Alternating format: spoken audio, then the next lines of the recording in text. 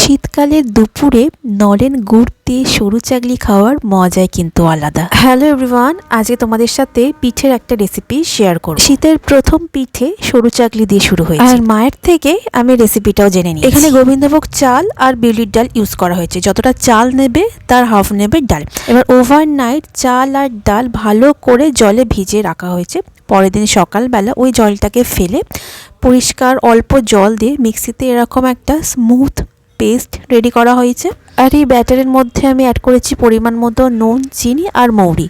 Paste করার সময় কিন্তু বেশি জল দেওয়া যাবে না। ব্যাটারটা ঘন হলে সরু চাকলির টেস্ট ভালো হবে না, তাই মোটামুটি আন্দাজ মতন জল দিতে হবে। এর পরের স্টেপটা খুবই সিম্পল, একটু সাবধানে করতে হবে। প্রথমে পুরো তাওয়াটা ভালো করে অয়েল গ্রিস করে ভালো করে গরম করতে হবে, কারণ গরম না হলে কিন্তু ছিঁড়ে যাওয়ার চান্স থেকে থাকবে। এরপর আর কিছুই নয়, হাতায় করে ব্যাটারটা দিয়ে 1 থেকে 1.5 মিনিট মতন ওয়েট করতে হবে, তাহলে রেডি হয়ে যাবে সরু চাকলি।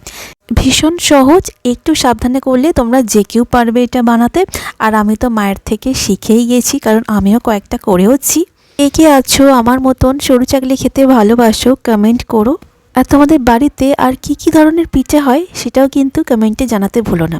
ভালো লাগলে লাইক আর সাবস্ক্রাইব করে দিও। বাই।